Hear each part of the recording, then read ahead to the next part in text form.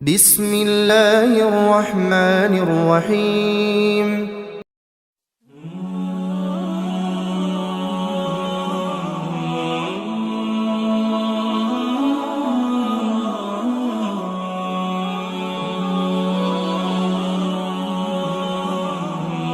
نحمدہ ونصلی ونسلم علی رسولہ الکریم، اما بعد فاعوذ باللہ من الشیطان الرجیم، بسم اللہ الرحمن الرحیم۔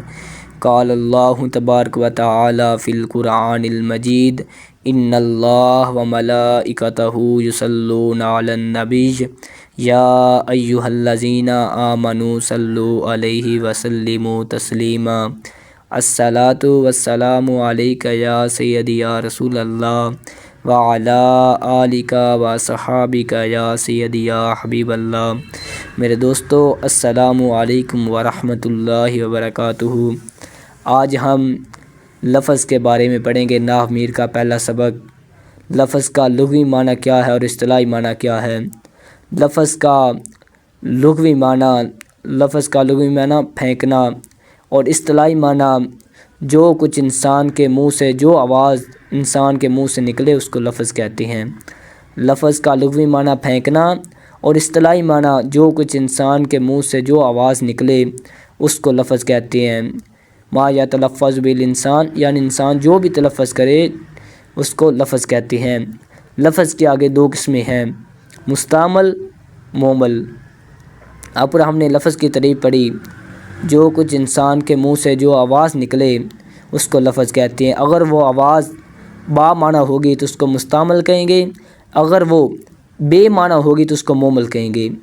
یعنی مستعمل جس کا کوئی معنی ہو وہ لفظ، مستعمل با معنی لفظ کو کہتے ہیں، یعنی جس کا کوئی معنی ہو، جیسے راجل، ضرب زید۔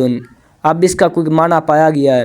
آگے مومل اس کو کہتے ہیں جس کا کوئی معنی موجود نہ ہو، جس کا کوئی معنی ہی نہ ہو، یعنی بے معنی لفظ کو مومل کہیں گے، جیسے جاسا کن۔ اب اس کا کوئی معنی نہیں ہے۔ آگے مستعمل کی دو قسمیں ہیں، نمبر ایک مفرد، نمبر دو مرکب۔ مفرد جو ایک ہی لفظ ہو اور ایک ہی معنی پر دلالت کرے اس کو مفرد کہتے ہیں۔ مفرد کسے کہتے ہیں؟ جو ایک ہی لفظ ہو اور ایک ہی معنی پر دلالت کرے اس کو مفرد کہتے ہیں۔ مرکب جو دو یا دو سے زیادہ کلموں سے مل کر بنا ہو اس کو مرکب کہتے ہیں۔ مفرد کا دوسرا نام کلمہ ہے۔ آگے کلمہ کی تین قسمیں ہیں، نمبر ایک اسم، نمبر دو فعل، نمبر تین حرف۔ نمبر ایک اسم جو اپنے معنی پر خود بخود دلالت کرے اور تین زمانوں میں سے کوئی ایک کسی زمانے کے ساتھ نہ پایا جائے۔ اسم وہ ہے جو خود بخود اپنے معنی پر دلالت کرے اور تین زمانوں میں سے کوئی زمانہ نہ پایا جائے، جیسے راجلن۔ کے بعد ہم تعریف پڑھیں گے فعل کی۔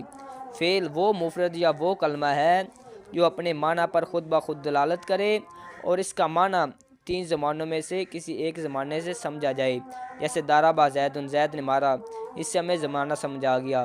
آگے حرف کی تعریف، حرف وہ مفرد یا وہ کلمہ ہے جو اپنے معنی پر نہ تو خود بخود دلالت کرے اور نہ ہی اس سے کوئی زمانہ سمجھا جائے، جیسے من الہ۔ آگے مرکب کی دو قسمیں، مرکب مفید، مرکب غیر مفید۔ مرکب مفید وہ مرکب ہے جب بات کرنے والا بات کہہ کر خاموش ہو جائے اور سننے والے کو کوئی خبر یا طلب معلوم ہو جائے، جیسے ضرب زید، زید نے مارا۔ آگے مرکب غیر مفید، مرکب غیر مفید وہ مرکب ہے جب بات کرنے والا بات کہہ کر خاموش ہو جائے اور سننے والے کو کوئی خبر یا طلب معلوم نہ ہو، جیسے زید نے کیا، علی نے کیا۔ اب اس سے ہمیں کوئی سمجھ نہیں آ رہا علی نے کیا کیا۔ اگر ہم کہیں گے ضرب زید، زید نے مارا تو یہ مرکب مفید ہو جائے گا۔